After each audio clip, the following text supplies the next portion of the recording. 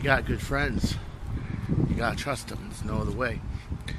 You gotta give them the key to everything you own. Square biz. I mean, if you can't trust them, what's the point? And for a while, I thought that's the kind of life I have.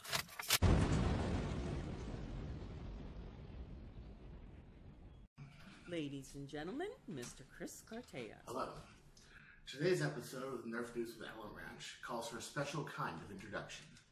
After I do the review on the pigeon, I would like you to have everybody who is young, doesn't like objectionable talk or cuss words, to leave the room or to shut down the video. Because I have some certain opinions about Mr. Elliott Woods that I don't think is very appropriate for children or people who don't like cuss words or people who don't like any of that stuff. I feel that he has very much exploited our community, and he has very much made pretty much an ass out of us and the people who have organized events that work very hard to do a very good job. And our first concern is always for the quality of our games and the safety of our people. So without further ado, hello, and welcome to Nerf News from the Ellen Ranch, episode 17. We've got a lot to talk about this week. I mean, a lot, okay? There's been quite a few things going on in the Nick, and as you can imagine, August is always just a bad month for me. This month, my car decided to freeze the AC compressor. Now I have no AC, and yeah, I had to rig it with a fan belt going straight to the drive pulley, to the alternator. Yeah, it was an ordeal. I was stranded by the side of the road for a week, where I found that my faithful friend that I drove several hundred miles each way to see was not so faithful to me, and decided, okay, I'm just going to cut off this user friendship right now, and that's basically what I did. But it's been crazy, but I do have one bit of good news. One thing. I can't believe it. Jet actually sent me an Omega Kit production sample to review. I can't believe it. I just can't believe it. I'm so ecstatic. What I like about this more than anything, and it is a pre-production sample, it has deeper threads into the breech than it's supposed to have, so the threads are going in, but it's not affecting the performance at all, actually. What I like about it the most is this is a 2006 long shot shell. Okay, no SGG, no nothing. I'm using the stock Jet Blaster spring. Dude, oh, that is so smooth. There's so many kits you cannot do that with. Okay, I dare you guys to try that with a worker kit, like just with your standard pin and just to slap it back and forward. But don't use their 16K spring. Their 16K spring sucks, okay? Try to use the same one, and you'll see, okay? Or use a 16 Turf if you don't have that one, okay? And you'll see, it's just, it's not that smooth. And this thing is so smooth that's like, wow. So one of the reasons for the higher velocities than the Alpha Kit was the barrel. They've done a lot better on the barrel. No extrusion marks. The first barrels they made I didn't really like. I had to fix almost every single barrel that went in because they were crowned in this cell. And they looked like they were made by the Mario Brothers. They looked awful. Okay, I did my very best to fix them up, but I can't polish a turd. Okay, I would, me personally, you know me, I use brass. Okay, all my barrels are brass. Big Blue uses brass. I even made a brass barrel for this thing. But this one is a lot better, and not only is it better because it doesn't have extrusion marks, it's a little looser. It's 13 millimeters. Now, personally, I don't like 13 millimeters. I like 509, but that's for brass. That's material specific, and that's coated with a bunch of wax.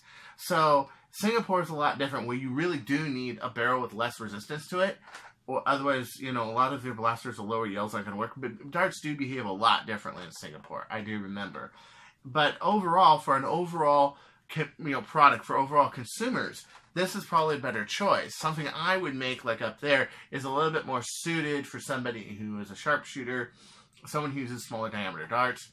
I didn't design the Alpha originally for worker darts. I designed them for ACC darts. But yeah, you get the whole point. I do like this a lot better. I think Alex did a really good job on it. Thank you very much, Alex. I think the world will thank you twice over. This is really, really, really good. And we're going to do a review on this, which guess what? We're not going to do it in a Zeus shell. We're not going to do it with a modified long shot rig. We're going to do it with an old school original long shot shell. And I'm going to show you how easy it is to do and how practical it is with it. Even my father cannot prime any of my blasters. He's old. He's about 67 years old. And he took it, and first he did it two-handed, okay? Which I'm amazed. This sled doesn't have a tail on it, and it still stays stable. I am so amazed, okay?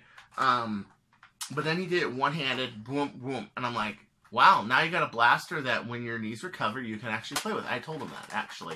Very, very much. Devil's Networks, and I still love that name. The Devil's Networks. I still love that name. But, oh no, what happened? They bought 4 sleds from NF Strike that were on sale from NF Strike, and they were claiming to be artifact sleds. Now, if you guys remember the one week where I reported that they were on sale for 25 bucks and then they just went away, well, they were posted, and what they posted was far less than an artifact product. Now, I know for a fact that Leo Artifact is very anal retentive with the dimensional quality of his parts and definitely his bolt sleds. And as you can see, this is a whole big thing off, man. All the way into the bracket, which goes into your bolt sled bolt for your STG or your prime handle, and it's all the way into here. They look bad. They look terrible. Well, they put out a statement saying that they had hired an alternative machinist to do them, and that these were 4 of them that were bad. What the hell? We're going to buy Artifact. We're going to buy Artifact. Don't punk us with fake imitators, you assholes. I'm fucking sorry. Excuse me. Excuse my French. That is a bunch of bullshit. And you know what? You should just be better off buying from Monkey Mods or buying from Tactical Foam or somebody else like that. Not someone who's going to try to pull a fast one like that. This is ridiculous. Okay? This is ridiculous. I don't like this at all. Alright? Because I know it's all aluminum. Okay? I know they're machined. Somebody can easily go out there. So what's next? Someone's going to go out there, buy a Roboman sled and copy a Roboman sled. I know Roboman will not put up with that shit. I won't put up with that shit. This is ridiculous. Okay? I make a pledge. An artifact product is an artifact product. A worker product is a worker product. This level of copycatting has gone out of hand, and even to manufacturer now, it's gone out of hand. Ridiculous. Ridiculous. Why try to pull this on us? Seriously. I hope that they learn their lesson not to do it. And I'm reiterating this because this is not cool. Okay? This is not cool at all. Ugh. It's so ugly. I like the fact that it comes with the handle in the front. I like the fact it comes with the muzzle. I like the fact it comes with a stock. Okay?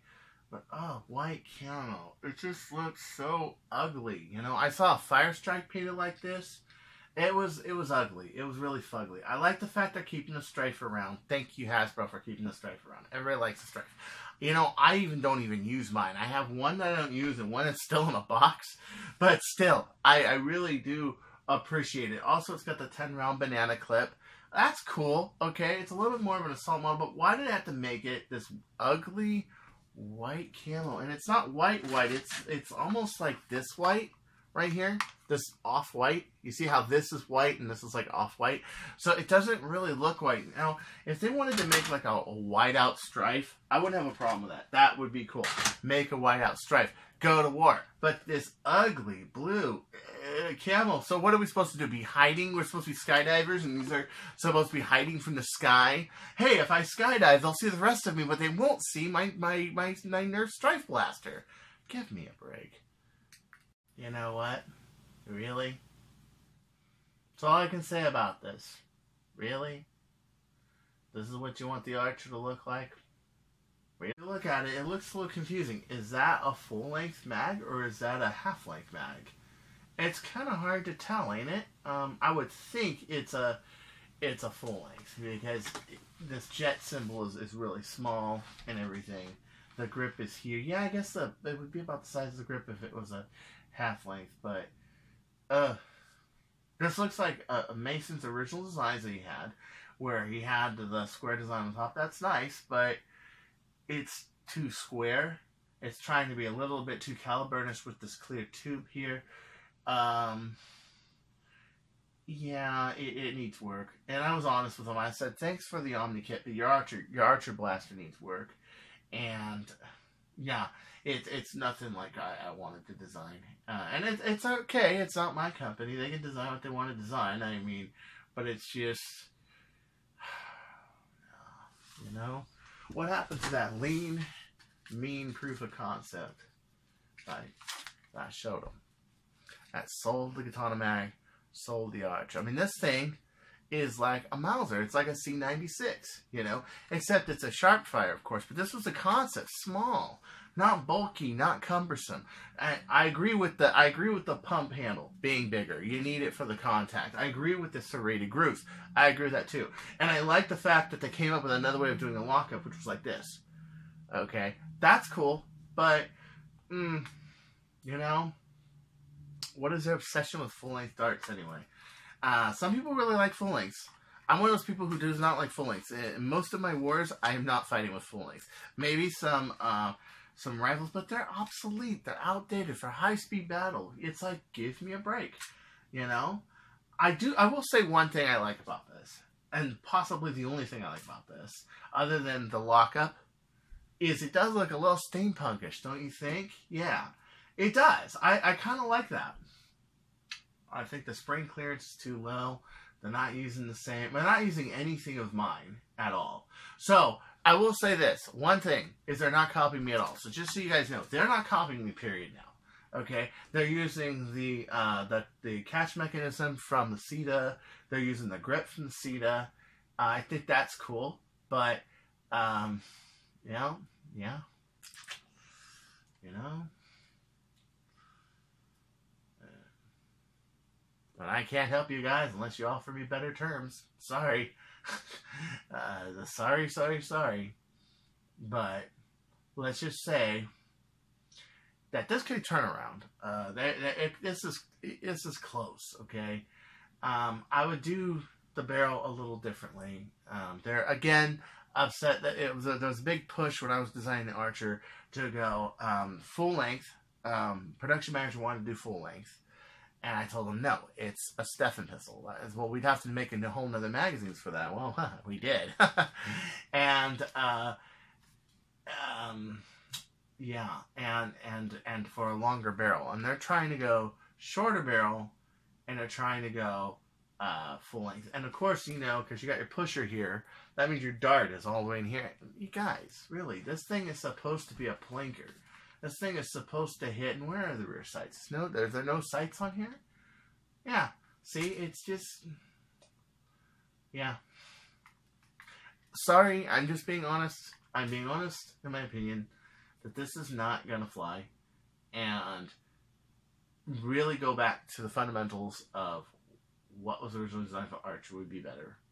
If you guys want to make a full-length pistol, now here's what I would do with this. I'd have an Archer blaster like this with a big tube, okay? And then I would take this and I would make it like steampunk, revise it a bit, and call it like the Crusader or the Steampunkizer or whatever, and I would release this as a separate blaster. I wouldn't release this as an Archer. I can see the point of a full-length blaster, magazine fed as a backup blaster. I can see that. But this is a bit, yeah. Alright. Well, yeah, you've heard my piece on that. I have to be honest. And I'm hearing all these comments. Wow, this is really ugly. Wow, this is this. Wow, this is that. I remember when I did mine, everybody thought it looked great, you know? Even the first one that was way oversized. And another thing is I really wouldn't release these to the public. You know, I wouldn't let people copy them or tell other companies what I am doing with my design. I think we have too much of that problem with Worker, and even Alan, who posted this this picture in the post, said it. It's like they haven't learned from their mistakes. This is the original. This is the production manager I was talking about. Okay, And I think he liked the fact that there is a full length, but the problem is with full length, you're compromising a lot of things on a pistol. So he even said it. Dude, haven't they learned anything from what Worker's done? Anything. Yeah. You know, quit showing everybody everything, and so people don't copy you. Yeah. But you know what? Honestly, I think they're in good directions in other places. They're revising the Alpha Kit. The Omega Kit looks great. I like this. I think this is well thought out. I like the fact that I can one-hand prime this. I know I'm a strong, big guy, and I am, okay? But I like this. I like this a lot. I think this is kick-ass, you know? And I think that, you know, $180 for a kit, where normally you would have to pay like I think $450, $500 for the Explorer one, the original, the metal one. Dude, listen to that seal. I love that. I think it's worth it. I really do. And I hope they do more stuff in the future. I hope they do more metal parts kits in the future. I hope they do more stuff with the Alpha Kit. I hope the Alpha Kit's going to be polycarb and use that Delaware and catch that came with this. That would probably kick major ass. But it's their company. It's not my company. They can do what they want to do. I can see how they're trying to get more consumer-based blaster here, and they're trying to appeal more to full length. Why? Okay, why is full length more popular? This is what people don't understand. Why is full length more popular? Because it's available. You make half length available and half length mags available, and people see the performance. They go, oh, I don't want these full lengths anymore. I'm not serious. The only reason that it's popular, in my opinion, is that's what Nerf has been using all along, and that's why people go with full length. It should not dictate your own product line, okay? It's not that foreign of a dart design. People in the nick are using it. It's not like coming out with a straw and a rubber head like Boomco did, and they're still struggling to survive. I hope they will, because Nintendo's come up with lots of good stuff for it and everything else. I hope they do, but it's really not that big deal. It's the same foam size. You're using the same kind of heads, except you're not using like hollow heads like Nerf does. And it's just a half. I think people would dig this. Imagine that all your darts, your packages of darts are smaller. You could ship more of them in a box. That you can put in your pocket. Think about it. If Hasbro could come up with a rival line and have foam balls, a whole new format, and it flew, that means anything will fly with the right amount of promotion, money, and availability. As long as the standard's available, it will fly. And I think that people are just too hooked to full length. If you like to shoot them, great, wonderful, great. I commend you. But I'm telling you that it's not like a requirement. Your product's not going to die if it's Stefan, okay? It really is not. So, I told you guys I'd be brutally honest today. I did. Okay. Blaster needs a few revisions. I think it should be a different blaster with a steampunk look for full length. And I think the steampunk look would be cool. I mean, if we made this like plastic, like a silver plastic kind of color, and then that orange, like bright orange, oh, it would have kind of an RPG game kind of look to it. But the Archer was made to be a plinker. People want a plinker. People want a blaster that can go fast and shoot well and be on a holster. Not stuff that has stuff that's going to snag. Not short barrels that don't have any support for the dart. And they want to be able to upgrade it with long shot springs. And that's what the original Archer is. Well, anyway, let's move on, shall we? This is cool. This is made by Heath Hale. Great fucking blaster. This is the Pigeon. This is a backup blaster that has two little flywheels on the side, and when you pull the trigger, it instantly revs the flywheel and fires off a dart. It is possibly one of the best backup blasters, flywheel-wise, I've ever seen. It's smaller than a Strife. It uses katana mags. It's great. It's just outstanding. He put it up on Etsy. He already sold like 3 of them when I talked to him, and I was like, wow, you know, that's really, really successful, you know. So a lot of people suggesting holsters, that sort of thing. Now, of course, I've been covering the Pigeon for a while. Originally called the Desert Pigeon. I think they should call it the Desert Pigeon. Desert Pigeon is cool. Look at that, man. It's got the same kind of a grip and magazine and trigger as a Desi, but it has a slide a little bit more like a 4.5. It's pretty nice. It's it's pretty cool. I'm wondering if they're still up on Etsy. I think that he is. If not, you can look up He's Hale on Instagram. Send him a message. Ask him if it's for sale. Ask him if he'll make them. This is a Ministry of Foam made the cage, which is really cool. It's a very special custom cage, and I'm betting you can probably dual wield these, and they'd be pretty far out. MHP, Mr. Heath Pants, great, just great, absolutely wonderful. I think the roll of backup pistols is getting more and more and more. They're seeing a lot more offerings, a lot more stuff being designed, and I think it's cool. But it has to be practical. It has to work. Okay. So the next one was what I warned you about in the beginning. The next session I'm going to do, and really I want to take people's sensitive ears out the door right now, because it's going to be pretty. I'm going to get pretty salty, cold as salt. Now, a lot of people say, go by somebody else who linked it, okay, but I don't do that, and the reason I don't do that is because, well, I like to read from the source if I'm going to read anywhere, okay? Just for example, Rob Lear did a wonderful version of this article, and I may read at the very end just to show you. So, okay, look. Orange, green. Okay, it's got a rival scope that you buy in a toy store. Does that look like a real gun to you? It doesn't. I think my stuff, some of it, is much more threatening than this. This is just customizing, and this has been really pushed to an agenda of, one is for fighting, one is for fun, but it's getting harder to tell them apart. Okay, well, how about the one that's orange and the one that has a green pattern on it? That might not be a real gun, and if I was a cop, and I definitely wouldn't want to stake my career on shooting somebody who has a Technicolor blaster that revs like a fucking siren, if anybody's ever heard of flywheel blaster, which a lot of people haven't, sadly enough. And he's talking about when he grew up and his first 22, blah blah blah blah blah blah blah blah blah blah blah. Got you shot up behind his back. Got you.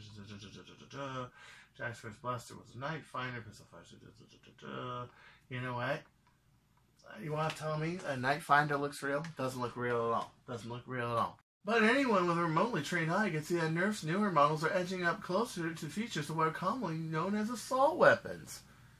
Okay, they're effective in battle. Okay, that doesn't make them assault weapons. By the way, does a dart actually hurt you? No. And are they classified as non-lethal weapons? Yes, they are.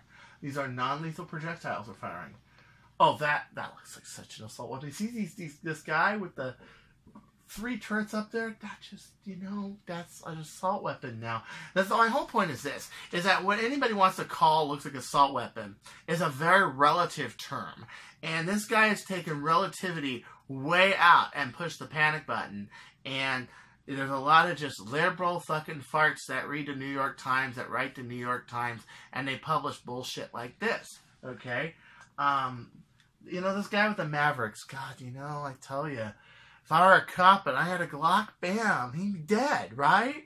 Well, this is the kind of sensibility that is getting lost, is that somehow, we make our blasters a color for a reason. We make our blaster how to do stuff. And then he goes to all this stuff, all the model lines. He's going to rack on the model line. That's probably the most fake-looking magazine-fed line I've ever seen. I don't even like it. I have one, and it sits in the box. I don't even like it, okay?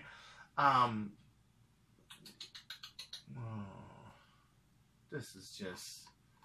Some people have figured out how to bump fire. Actually, no, it's called a full auto kit, you fucking asshole. Why don't you do more research? Yeah, I just... I take a totally fun event, that me and everybody would love. I didn't go because I'm not an HVZ guy, okay? And it was far away. All right, Bozeman, Montana was far away. But you know what? We put a lot of work into this, a lot of safety into this, and we don't shoot pedestrians. People don't get hurt. People come back and have fun with these events, okay? We build a brotherhood of friendship here. A brotherhood. Somebody gets a good tag on me, especially when I'm far away, I shake the guy's hand. I say, good game. This is a game that we have built out of friendship, out of challenge, out of sportsmanship. Don't confuse us with a bunch of dicks with airsoft guns that just go shooting around street corners. No, we're not like that. And for this guy to talk to no one in the community, not to get straight though from the community, this is the part that really pissed me off. Is that this guy went undercover and just shot this stuff and put his own little spin on it. He didn't talk to Drac. He didn't talk to Rob Lear. He didn't talk to me. He didn't talk to like Evan Butler or anybody. Anybody else was there, okay? He didn't talk to anybody. And don't tell me I had to be there. I've been to Singapore wars. I've been to wars that look way more military than this. And the residents know it's not military. Everybody knows it's not military. You mean to tell me this lady with these pansy flower strife is military? Really? Oh. Well, that's why I said you're taking relativity. You're taking it way out of line. And his second was a Remington 870 Express Junior 20 gauge. Who the fuck cares?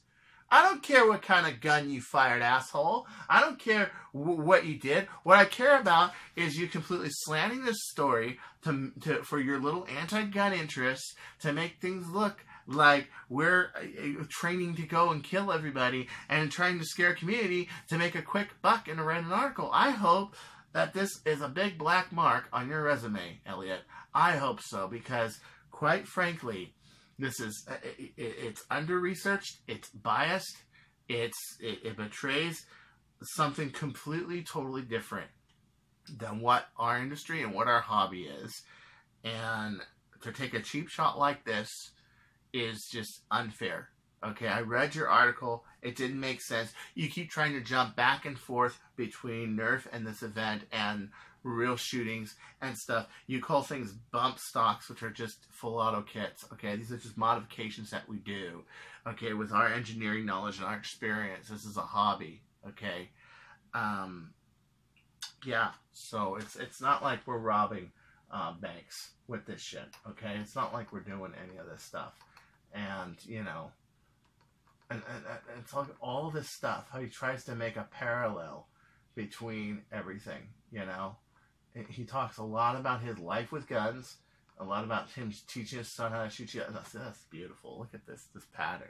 I said it was an Eddie Van Halen kind of pattern, but no, it's actually, wow, it looks so cool. Okay, and in Humans vs. Zombies, it's that serious. You need these edges. You need radios. You need magazines. You need all these things. Okay.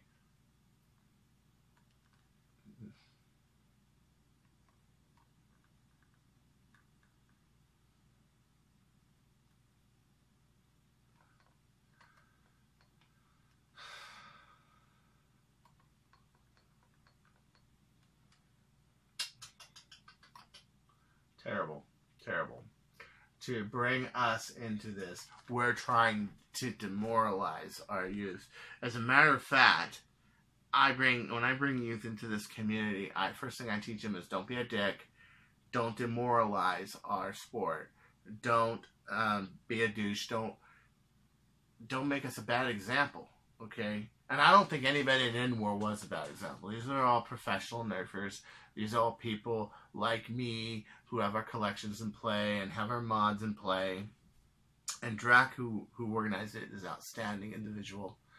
He puts up good games, and he's done great things for the community. And I met him. I personally think he's a great guy.